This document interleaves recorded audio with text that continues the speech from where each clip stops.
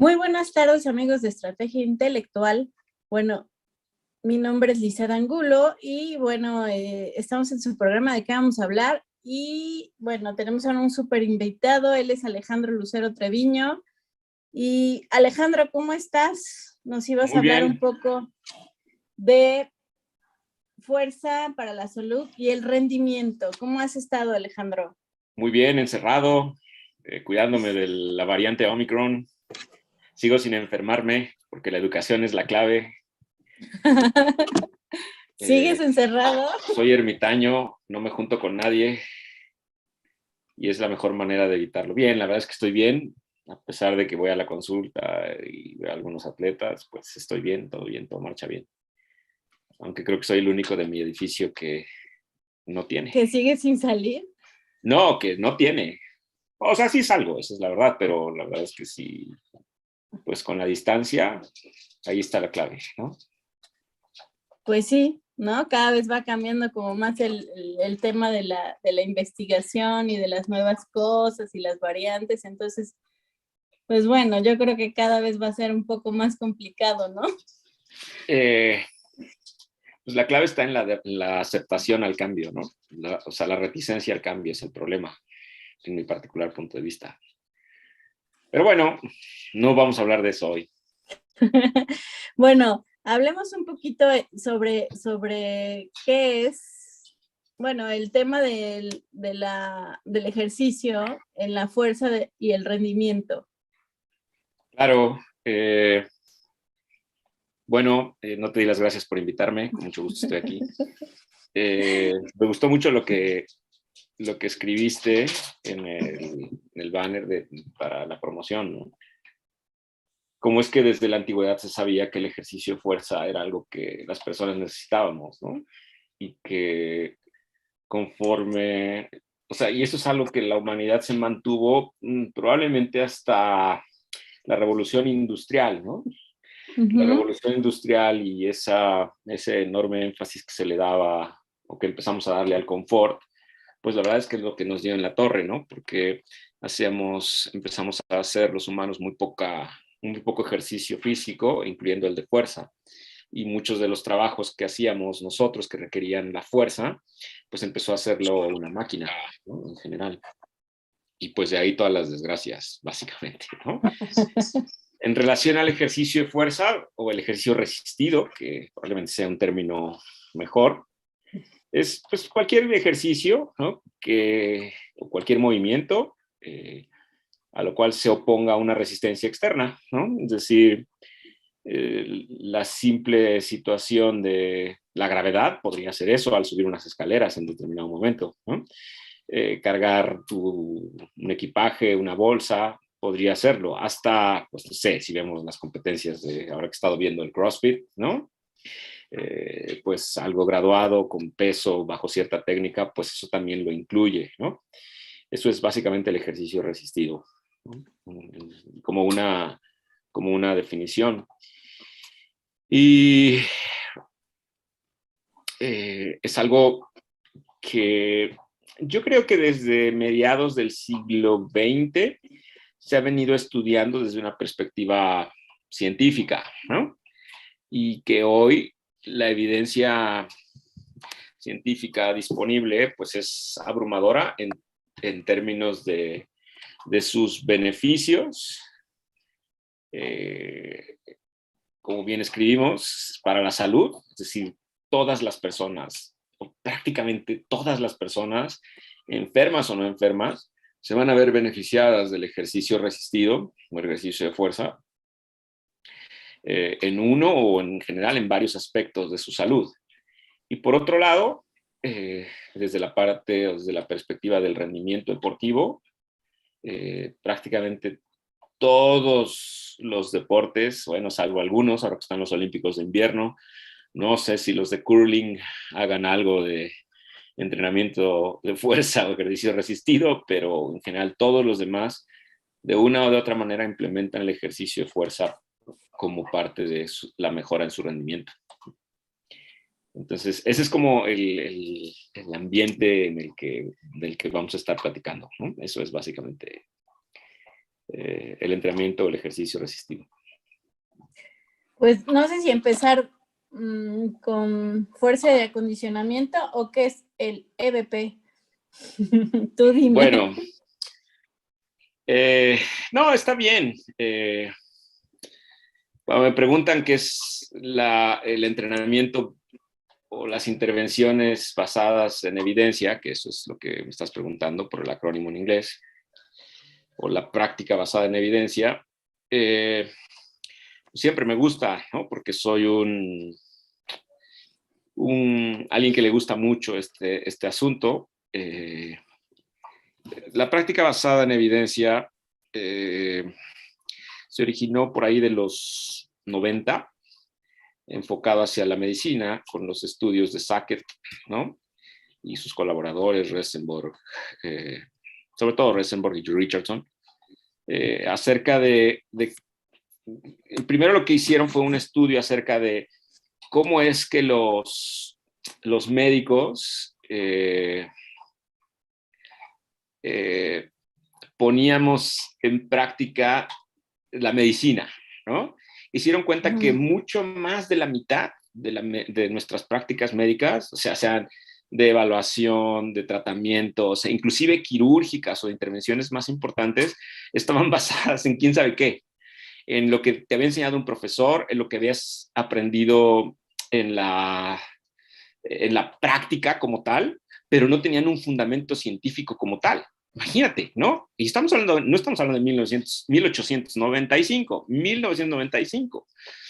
Y entonces sucede que ellos vieron la manera de ejercer la medicina de una manera mejor, tanto para quien la practica como para quien recibe esa. Y de ahí surgió la medicina basada en la evidencia. Hoy día el término apropiado es la práctica basada en la evidencia.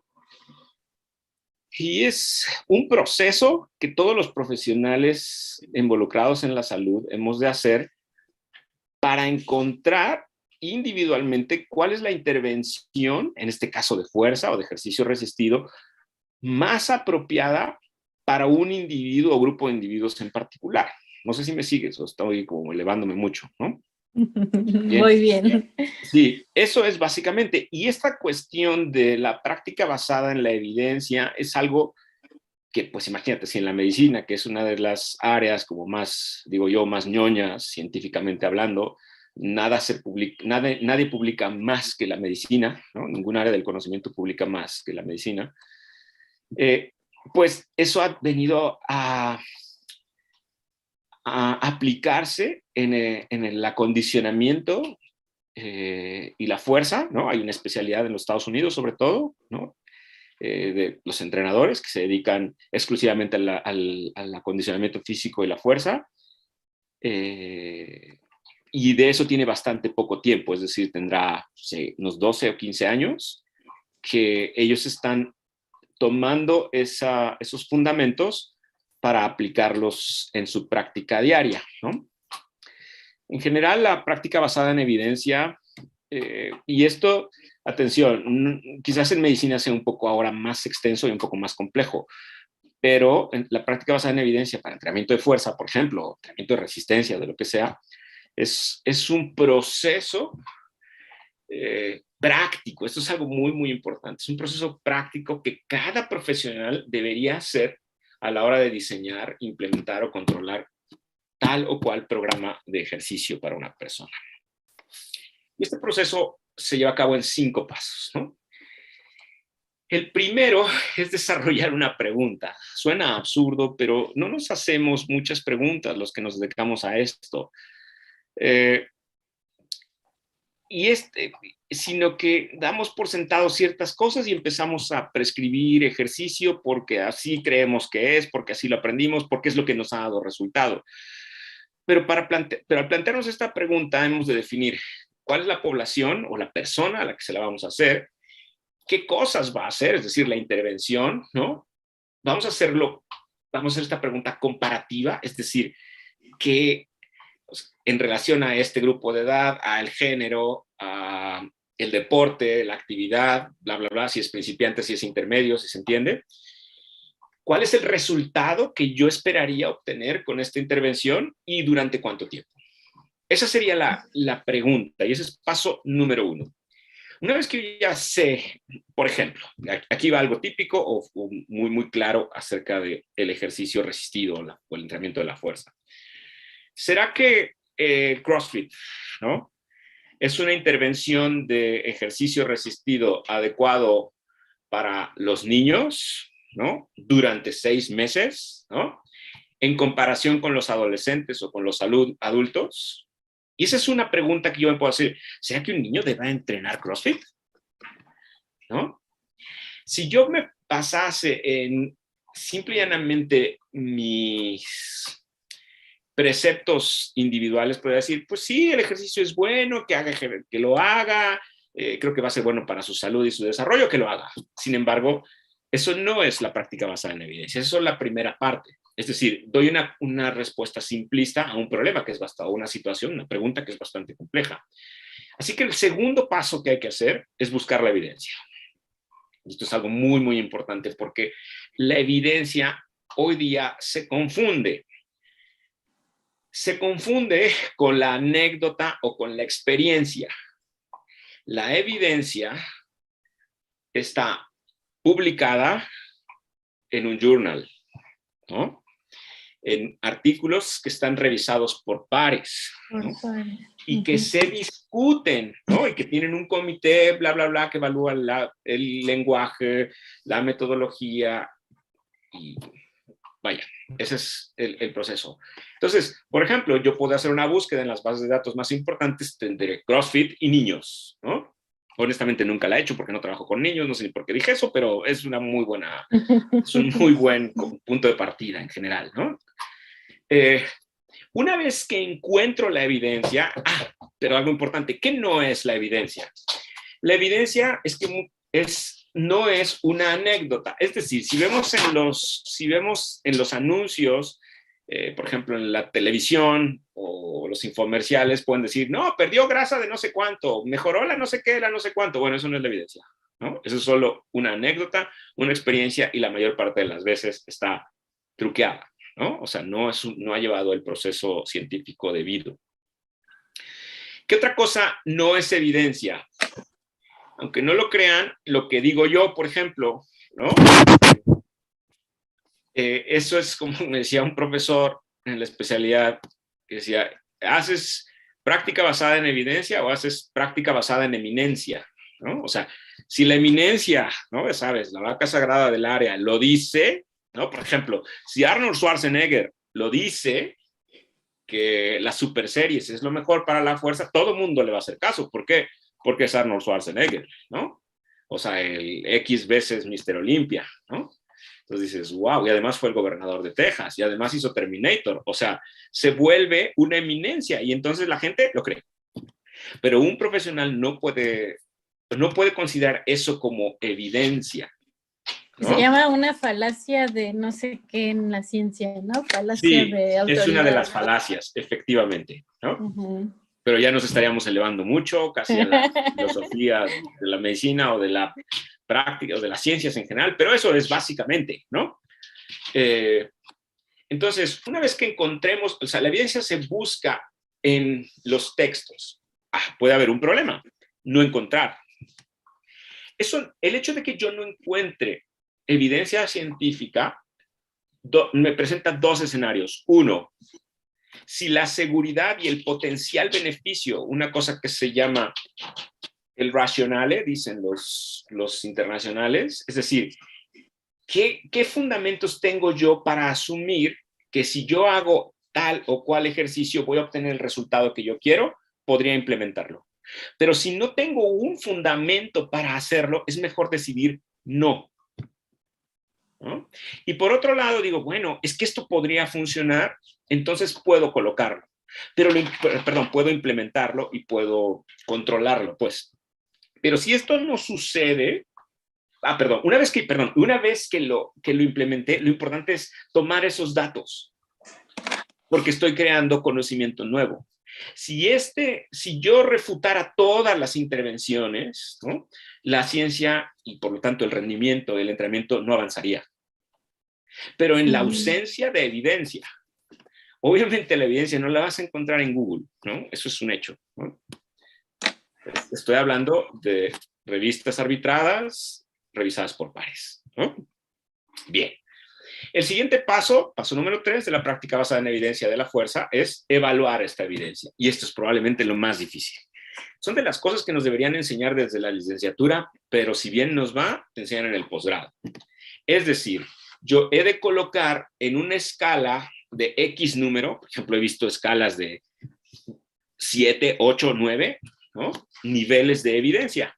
Algunas revistas inclusive colocan en el artículo su nivel de evidencia. Nivel de evidencia 1, nivel de evidencia 2, 2A, 2B, 2C, 3, 3A, 3B, 3C o D. O lo que sea, no importa el número, ¿no?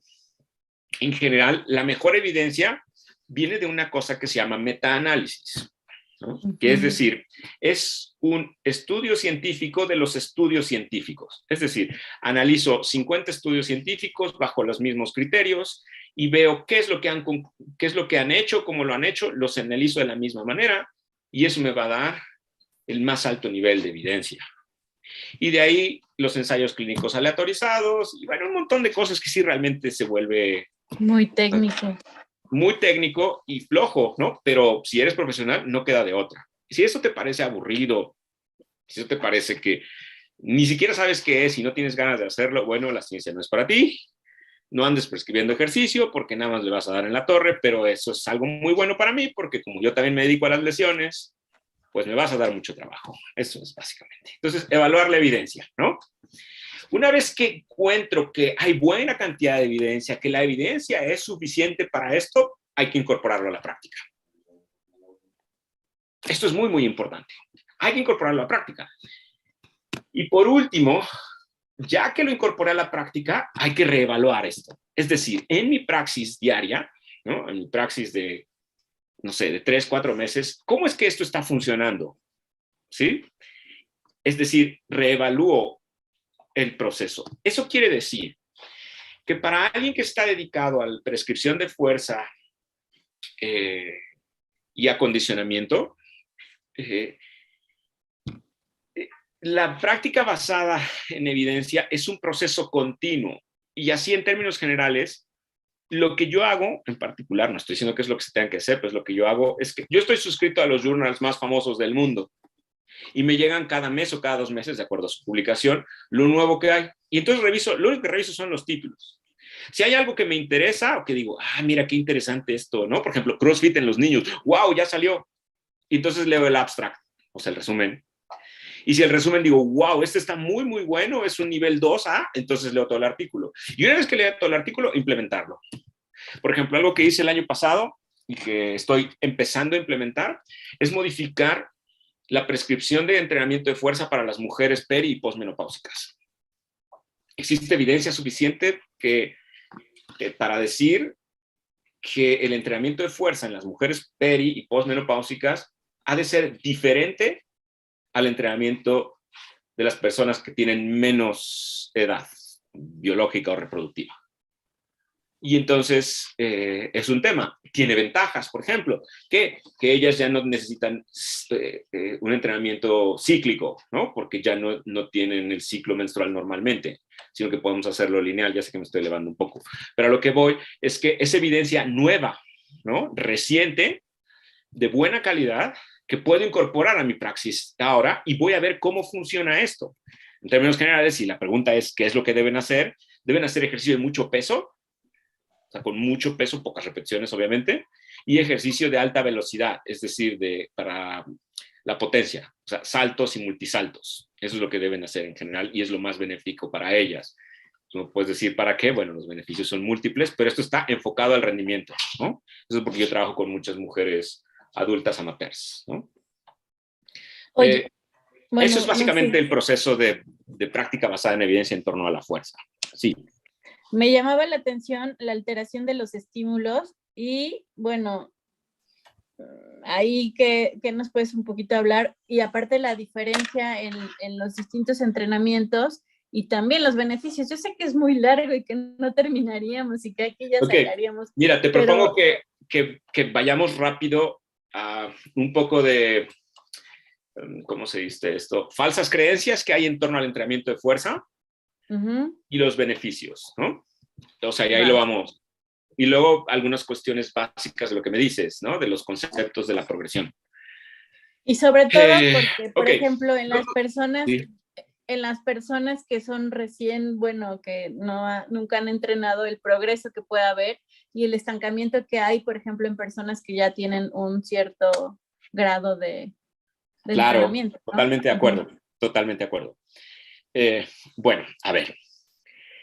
Puedo afirmar, porque hay evidencia al respecto, que salvo casos aislados bien específicos, el ejercicio resistido, acá entrenamiento de fuerza, bajo ciertas características, es indispensable para todos, desde una perspectiva de salud.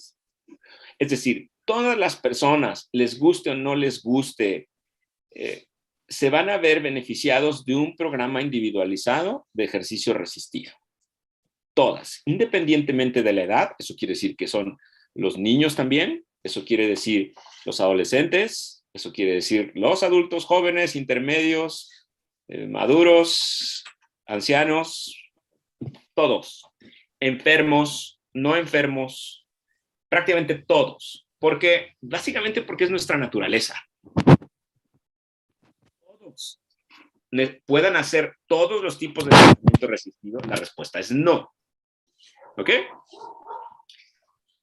Y como dije hace un rato, prácticamente todas las personas pueden verse beneficiadas si lo que están enfocando es mejorar su rendimiento. ¿Ok? E inclusive, en un lejano punto, su apariencia física. ¿No? Sí, que siempre es el primer paso. No necesariamente estás sacando tu yo interno, ¿no? Psicóloga, ¿no? Pero bueno, no pasa nada. Ya te revelaste ante toda la audiencia, pero bueno, no importa. Es válido. No, déjame decirte que no, o sea, es algo muy común, pero no, hay mucha gente que no es su primera intención. Por ejemplo, tengo jóvenes que realmente no les interesa eso tanto como ser rápidos, por ejemplo. Bueno, tu trabajo. O delgados, ¿no? Pero bueno, ese es el punto. Volviendo al... ¿Qué efectos benéficos tiene?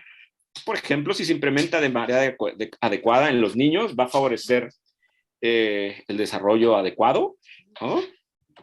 Va a favorecer el crecimiento, ¿no?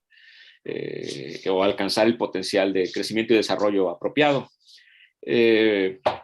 Dos, por ejemplo, en los adultos, ¿no? Va a favorecer la densidad ósea en las mujeres, es decir, las mujeres que hacen ejercicio resistido van a tener huesos más fuertes. No estoy diciendo que sea la única causa, pero lo va a mejorar.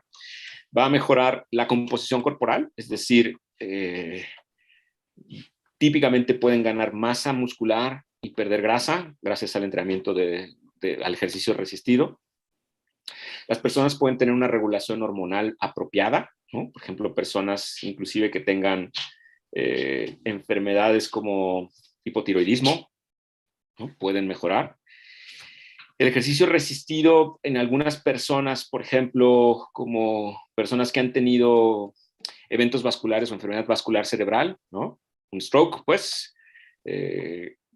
como parte de su rehabilitación pueden tener efectos muy positivos en su rehabilitación. Personas que han sufrido infartos, ¿no? Pueden disminuir su mortalidad, su mortalidad en el corto, mediano y largo plazo. Y podría seguir. Sí, había mucha evidencia. Sí. Y hay evidencia abrumadora al respecto. Así que si vas con el cardiólogo, ¿no? O con el internista y te dice, no, usted tiene la presión alta, no debería hacer ejercicio resistido, evidentemente no ha revisado la evidencia recientemente. No es verdad. Así es. No estoy diciendo que cualquier ejercicio resistido le puede ayudar, pero de que le va a beneficiar, le va a beneficiar. Eso es, o sea, es un hecho. Y por otro lado, los que quieren mejorar su rendimiento, o sea, a ver, hoy día no hay jugadores, ¿no? De lo que quieran, básquetbol, voleibol, béisbol, lo que quieran, velocistas, saltadores que no hagan ejercicio de fuerza, o que no hagan pesas o variantes de las pesas. O sea, simple y llanamente eso es sí o sí. Pero hoy día los entrenadores, perdón, los deportistas de resistencia, es decir, ciclistas, triatletas, corredores, están haciendo entrenamiento de fuerza. Y mientras más edad, los beneficios son mayores, ¿no? Por ejemplo, los atletas másters, que es en lo que yo con que más trabajo, pueden mantener su rendimiento durante muchos más años, particularmente los varones, porque después de los 30 tendemos a perder 3%, 2% de la masa muscular.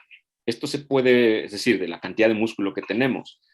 Esto se puede minimizar con ejercicio como trote, caminata, natación. Sin embargo, puede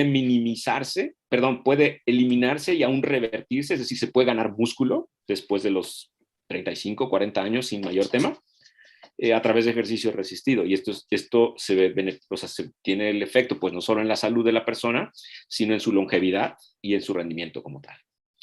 Eso es en general los beneficios que se pueden tener, ¿no? Que, repito, podría ser, o podría seguir diciéndolos y diciéndolos. Por ejemplo, en las personas mayores se disminuye el riesgo de caída, se disminuye el riesgo de fracturas de cadera, columna, o contusiones en el adulto mayor, ¿no? Y por ende la longevidad, o bueno, la expectativa de vida, y por ende, sí, la longevidad como tal, ¿no? Y así, mil cosas por más. Por eso decían los papers que es parte de la sobrevivencia los ejercicios de fuerza, ¿no? Sí, definitivamente. O sea, es decir, las personas que hacen fuerza viven más. Así de simple, o sea, no, y no es algo poco, o sea, la verdad no lo tengo en la cabeza, pero debe oscilar entre 2 y 5 años más, ¿no? Bastante bueno. Y disminuye la mortalidad por cualquier causa, ¿no? Bien, ahora la siguiente cosa, que antes de que vayamos a los conceptos de progresión o cómo deberíamos ser, ¿cuáles son los tipos de entrenamiento o entrenamiento de fuerza? O digo yo, las fuerzas, ¿no? Porque no todo el entrenamiento resistido, el ejercicio resistido es igual. En términos generales, el ejercicio resistido, sea con fines terapéuticos, o sea, con fines profilácticos, pues preventivos o de rendimiento, puede tener, en términos generales, 4 vertientes, ¿no? La primera es para generar cambios morfológicos, es decir, con el ejercicio resistido nuestros tejidos se hacen más fuertes, ¿no? Es decir, más gruesos, más resistentes a la tracción, ¿no? Y ese periodo de entrenamiento típicamente se le llama adaptación anatómica, que dura entre 6 y 8 semanas, ¿no? Entre los cuales no hay cambio en el tamaño, ¿no? Sino solo hay cambio en la arquitectura interna de los músculos. Y también existe ciertos cambios neuromusculares, es decir, en la función del sistema nervioso con los músculos. Ese es el número 1. Antes de eso, las personas que están con algún problema como inmovilización, pues después de una cirugía o después de una inmovilización por una fractura, por ejemplo, hay una cosa que llaman los de rehabilitación reeducación funcional, es decir, se utilizan algunos medios, pero es ejercicio resistido como la electroterapia, para que el músculo vuelva a reconectarse y volver a tomar la función hasta cierto nivel. ¿Sí? Ok. Ese es como el primer orden, ¿no? La adaptación anatómica. En segundo lugar,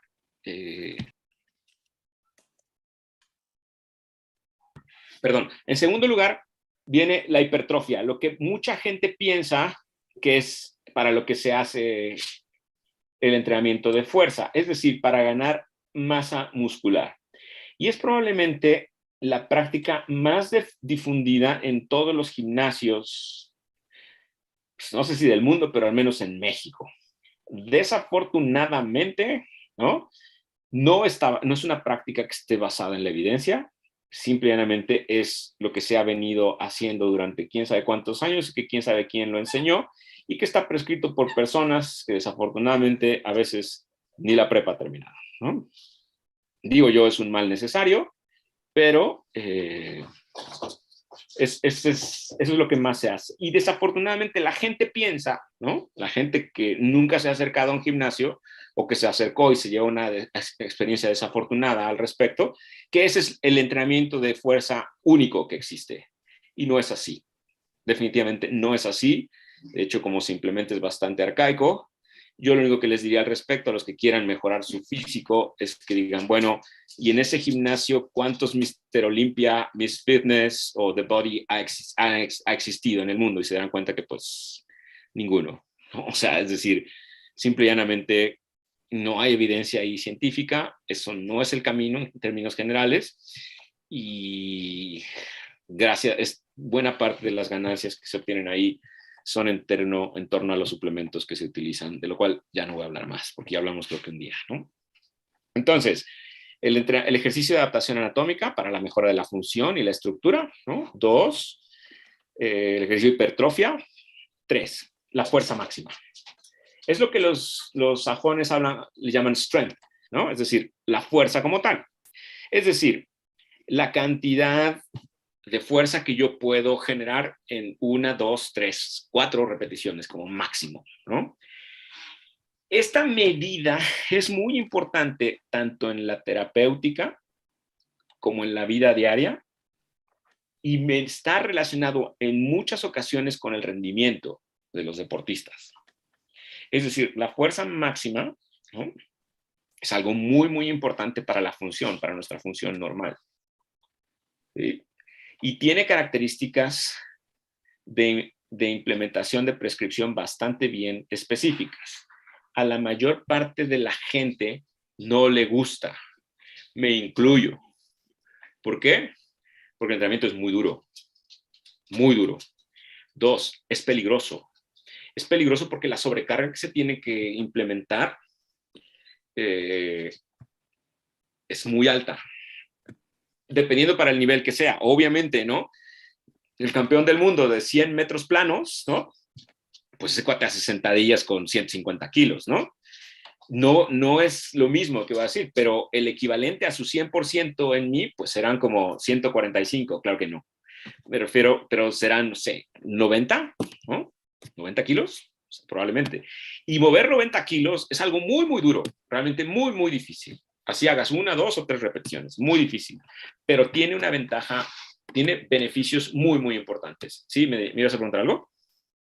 Sí, sobre todo ahí también la parte de la velocidad y las repeticiones. Ok, claro. Algo que hay que encontrar es que un premio Nobel en 1937, el profesor Hill, se lo dieron doble por medicina y por fisiología, porque describió una cosa que se llama la curva de reclutamiento y velocidad. Es decir, dependiendo de la sobrecarga que se le da al músculo, es la velocidad con la que va a poder contraerse.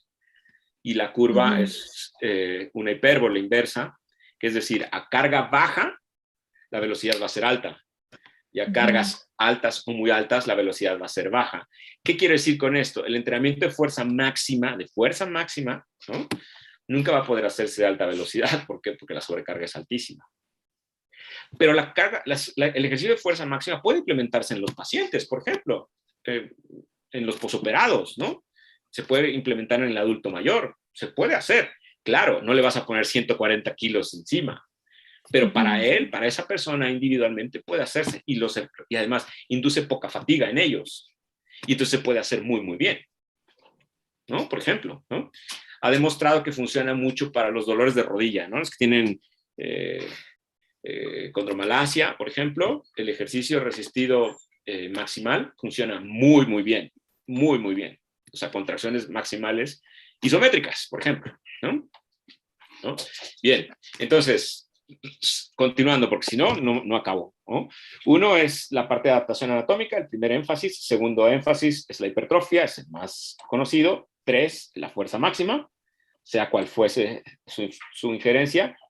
4, la fuerza rápida o fuerza explosiva. Es decir, donde lo que se busca es generar la mayor cantidad de fuerza en el menor tiempo posible. Por lo tanto, muchas personas le llaman entrenamiento de potencia. Debería llamarse de alta potencia, es decir, la cantidad de trabajo que se realiza en una unidad de tiempo. Ujú, Este entrenamiento puede tener dos variantes. Ok, algo importante. Este entrenamiento prácticamente solo se usa para los deportistas ujú, y probablemente pueda utilizarse para algunos adultos con objetivos de salud que tengan ciertas características y cierto dominio de la técnica y ciertos niveles de fuerza por el riesgo que supone el ejercitarse con una sobrecarga a alta velocidad, ¿no? Es decir, no es algo que yo escogiese para todos, sin embargo, muchos se pueden beneficiar. Por ejemplo, tengo atletas que pues, pueden hacer una sesión eh, enfocada exclusivamente al desarrollo de estas características. Y tengo otros que solo es una pequeña parte de la sesión, porque tiene beneficios, ¿no? Específicamente en su rendimiento, eh, pero que no están listos para tener una sesión completa al respecto, ¿no? Puede tener dos vertientes. Uno, trabajar sobre la velocidad con cargas literalmente bajas, ¿no? Trabajar con puramente la velocidad. Y otros, trabajar con cargas intermedias, tirando a altas, intentando ir más rápido, si me explico. O sea, las dos vertientes, ¿no? La parte de la fuerza y la parte de la velocidad. Entonces, nuevamente voy, ¿no? La adaptación anatómica y la parte funcional. 2, la hipertrofia. 3, la fuerza máxima. 4, la fuerza rápida, fuerza explosiva o también llamada potencia, y yo le pondría alta potencia. 5. Y último, pero no más importante, la fuerza resistencia, ¿no? Que es básicamente, ahora, he estado viendo lo de CrossFit recientemente porque la verdad nunca había puesto atención cómo eran las competencias, ¿no? Buena parte es fuerza máxima, ¿no? Una parte es fuerza máxima, pero la mayor parte es fuerza resistencia. Es decir, ¿cómo yo puedo estar haciendo un ejercicio que requiere fuerza? Por ejemplo, el press militar, desde sentadilla, ¿no? Con press militar, tengo que hacer 10, pero después de eso tengo que subir la cuerda y después de eso tengo que acarrear un bulto pesado. Todo ese ejercicio resistido, pero esas pruebas duran 15 minutos, 20 minutos. Eso no es fuerza máxima. Claro que ellos son muy fuertes o ellas son muy, muy fuertes, pero ese ejercicio tiene que ser sostenido durante mucho tiempo, sostenido en el tiempo. Eso se llama fuerza resistencia. O sea, ellos entrenan fuerza máxima, probablemente. Ellos entrenan potencia, seguro. Pero lo que más necesitan es fuerza resistencia, es decir, tolerar esa ejecución durante tiempo sostenido. Y la persona que más lo logre o que más lo sostenga, más pueda tolerar el esfuerzo, es la que definitivamente gana. Entonces, esos son las 5 vertientes que existen en relación al ejercicio resistido, al ejercicio de fuerza. Pues está súper, súper interesante. La verdad es que uy, no, es que me encantaría como que entrar en los detalles de, te digo, la alteración del estímulo, las combinaciones para el músculo, ¿por qué, no? O sea, de Hey, fuerza, velocidad, todo ese tipo de cosas, ¿por qué, no? Más como, igual es a lo mejor muy técnico y muy física, o no, no ok, sé. mira, ok, está bien. O sea, lo que me interesa es decirle a las personas algunas cosas que les sean realmente útiles, ¿no? Número 1, eh, necesita haber una carga, una sobrecarga progresiva. Es decir, lo que hoy te está funcionando, muy probablemente dentro de unas semanas ya no vaya a funcionar. Si tú Ujú, tienes una rutina de entrenamiento, cambia de entrenador. ujú. Porque la sesión tiene que adaptarse, no voy a decir que cada día, pero periódicamente, ¿no? En relación a la progresión o a la sobrecarga progresiva, que es uno de los principios del entrenamiento resistido, el ejercicio fuerza, la mayor parte de la gente considera aumentar dos cosas. O la masa desplazada, pues el peso que le pones, el número de discos, o las repeticiones. Y Ujú, efectivamente es una manera correcta, solo que hay que tener cuidado, ¿no? Por ejemplo, así lo digo, ¿no? Si quieres aumentar las repeticiones, ¿no? pues debes tener cuidado si tu enfoque es hacia la hipertrofia o es hacia la fuerza máxima, o es hacia la fuerza resistencia. Existen otras maneras de progresar, de tener esa sobrecarga progresiva. Por ejemplo, llegar ya cansado. O sea, ya fuiste en la mañana a hacer tal entrenamiento y llegas en la noche a hacer esto y ya llegas cansado. O sea, ya el estímulo es diferente porque tu cuerpo ya está diferente. 2, podrías modificar la pausa de recuperación. Es decir, si antes descansabas 1 minuto, podrías modificarlo a 1,5 o a 30 o a 45 o a lo que sea. La pausa de recuperación es muy, muy importante. Y no solo eso, poder modificar la duración de la pausa de recuperación, sino qué vas a hacer durante la pausa de recuperación. ¿Te vas a quedar quieto? ¿Vas a caminar? ¿Vas a andar en bicicleta? ¿O vas a hacer otro ejercicio? ¿No? 4, podrías progresar modificando la dificultad del ejercicio. La dificultad del ejercicio. Por ejemplo, antes hacías press con las 2 manos y ahora puedes hacer press con una y press con otra. Por ejemplo, la dificultad es mayor porque tienes que estabilizarlo más. Ya sé que a los que saben mucho, a los que han hecho mucho esto, le parece muy bobo, pero hay muchas maneras de modificarlo. Por ejemplo, si estás haciendo ejercicio con aparatos, ¿no? Press, lo que tú quieras, bueno, una progresión sería los ejercicios a peso libre. Y podría ser, es decir, la dificultad del ejercicio es otra manera de progresarlo. Y no solo eso, otra manera de progresar es el número de veces a la semana en que lo haces, ¿no? Es decir, si antes lo hacías 3, pues ahora 4, ahora 5, ahora 6, ahora 7, 12, 15, 18, las que quieras.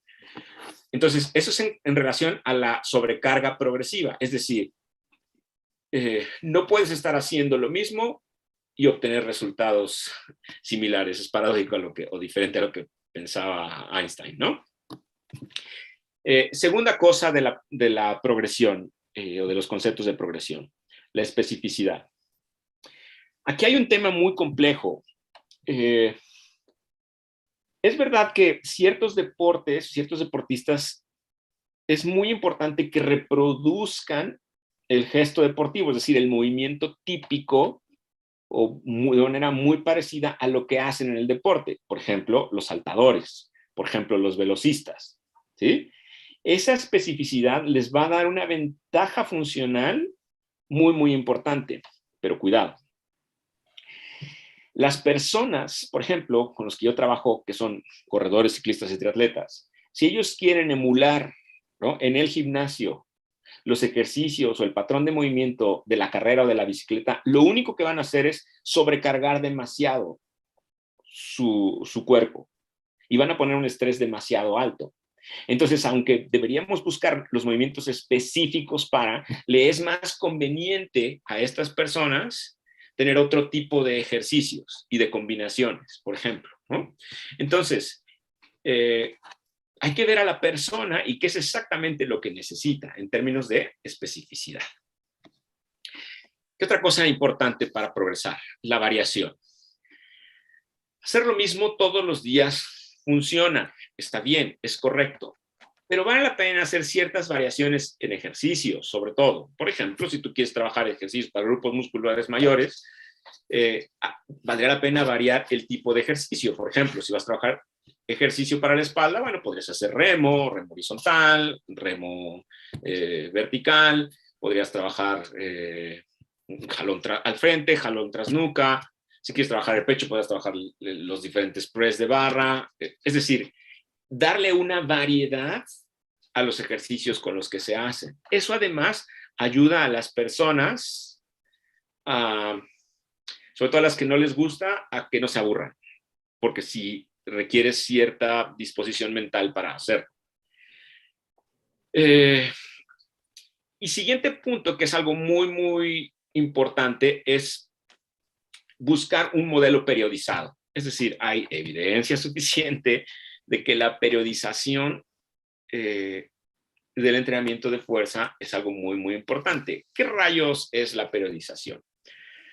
Sea que seas deportista o no seas deportista, organizar el entrenamiento en un periodo de tiempo, es decir, en una temporada, ¿no?, en un plan anual de entrenamiento, es algo muy, muy importante y va a tener beneficios para lograr lo que se busca, ¿no?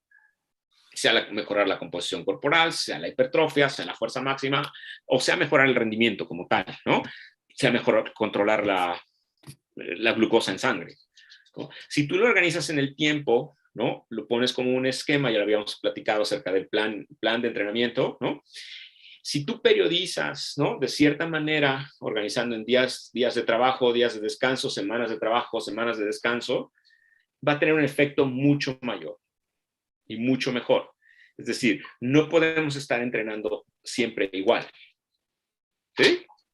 Bien. Entonces, básicamente esos son como los principios que rigen el entrenamiento deportivo y enfocado a la salud de la fuerza. Dos condiciones muy, muy importantes a considerar. Número uno, no es lo mismo el potencial beneficio que el ejercicio receta pueda tener en alguien que nunca lo ha hecho o que lo ha hecho muy poco, al beneficio que pueda tener una persona que lo ha hecho toda su vida. ¿No? Es decir, el estatus inicial de entrenamiento es fundamental para buscar el potencial, más bien, para esperar cierto resultado en la persona, ¿no? Esto es algo muy, muy importante. Obviamente, los que nunca han hecho entrenamiento de fuerza o resistencia, básicamente lo que les pongas, aunque esté mal puesto, valga la expresión, que no tenga mucha ciencia, que no tenga mucha evidencia al respecto, va a hacer que mejoren, porque nunca lo han entrenado. Entonces, cualquier estímulo, por pequeño que sea, va a traer una adaptación positiva. Pero, por ejemplo, alguien que ya lleva años entrenando y quiere dar un salto de calidad importante, wow, qué difícil, ¿no? Ahí tenemos que hacer un análisis mayor y ver exactamente qué tenemos que variar y cómo vamos a progresar para que se obtenga ese beneficio. ¿Ok? Entonces, esas son las dos cosas que hay que considerar. Y por supuesto, en mi particular punto de vista, dos cosas más. Uno, el estado de salud de la persona. Es decir, ¿será que si yo implemento esto va a tener más beneficio que el potencial riesgo que pueda tener? Se me acaba de ocurrir. Es que, ¿y qué problema? Dice, ando mal, pues del corazón. Ah, pues está bien, pues dijo Alejandro que sí se puede hacer y dice la Asociación Americana del Corazón que sí se puede, ¿no? Yo, qué bien, ¿no? Sí, nada más que, fíjese, doctor, que tengo un aneurisma, ¿no? Y entonces hago 3 o 4 repeticiones y ¡pum! Se le truena el aneurisma, ¿no? O sea, el estatus de salud es algo muy, muy importante, ¿no? Yo lo he visto. Pues fíjate que ando mal de una cadera y yo le pongo a cargar, ¿no?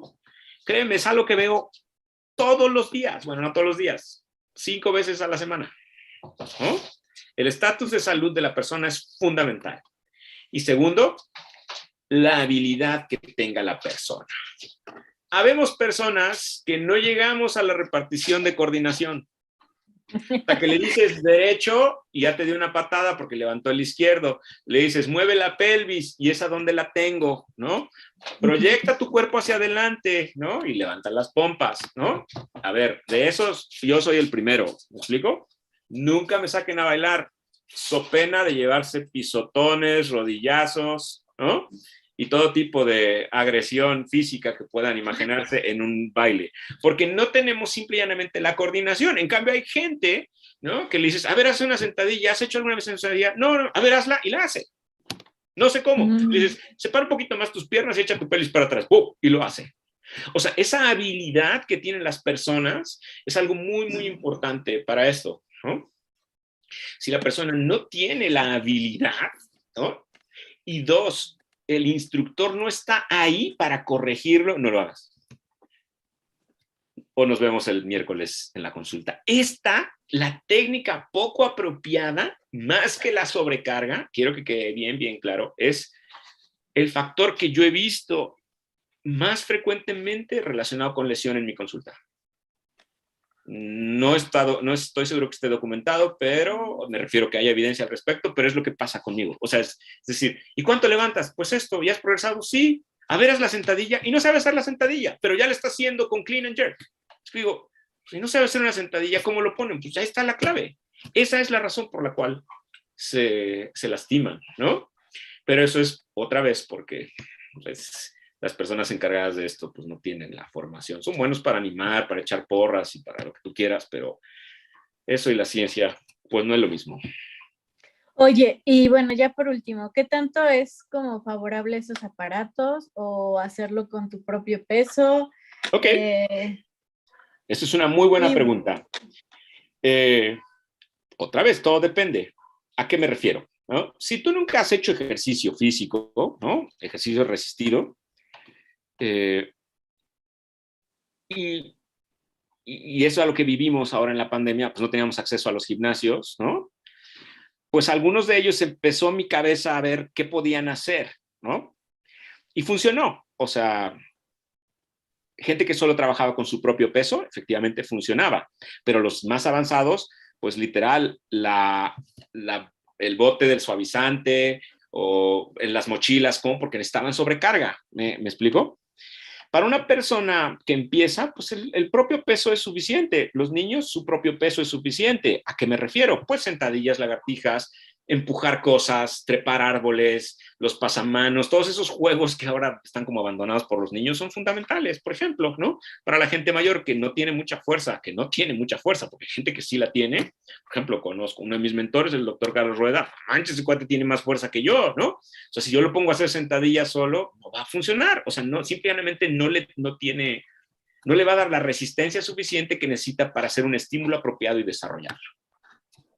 Pero definitivamente una persona, ¿no? Cuyo objetivo es la hipertrofia, por ejemplo, ¿no?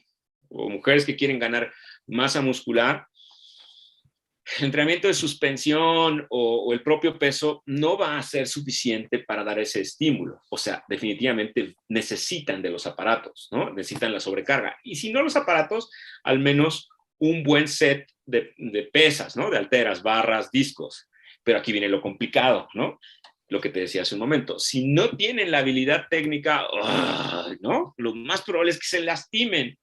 Entonces, como ya te das cuenta, no existe una receta de cocina, ¿no?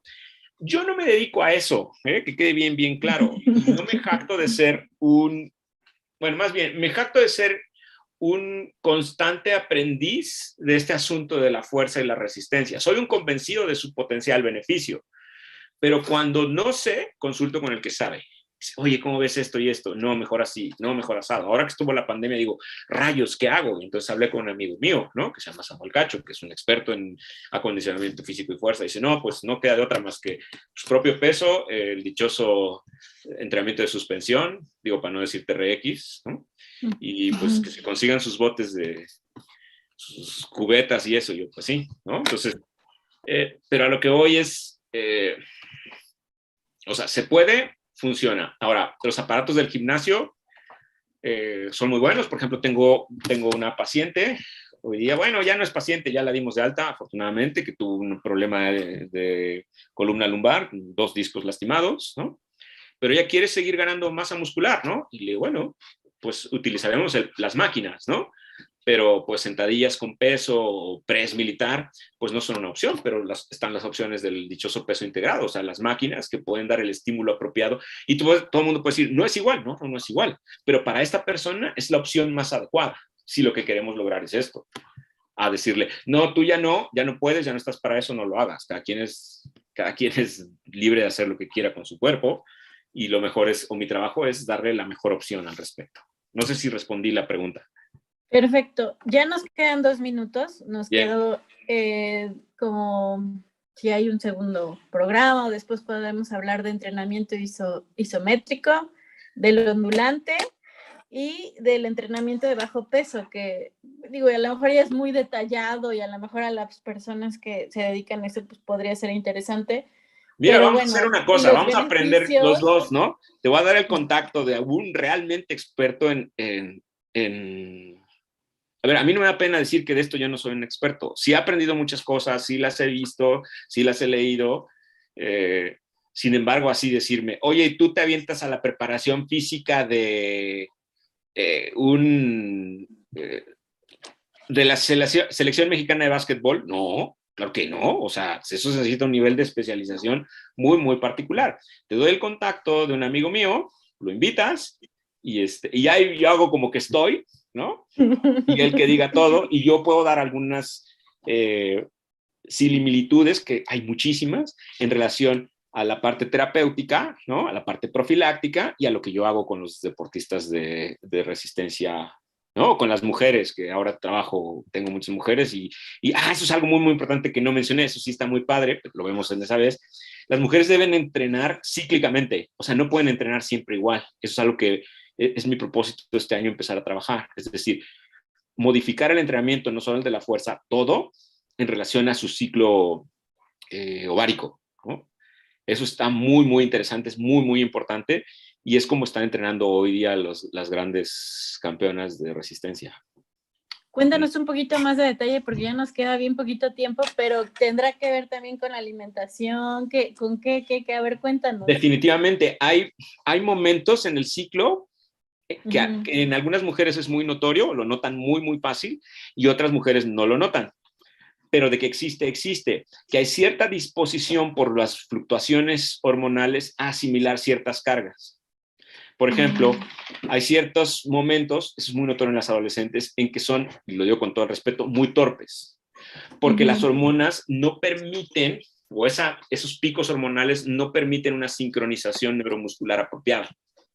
Entonces sería absurdo de mi parte como entrenador ponerle ejercicios para la coordinación o para mejorar la ejecutoria de técnica.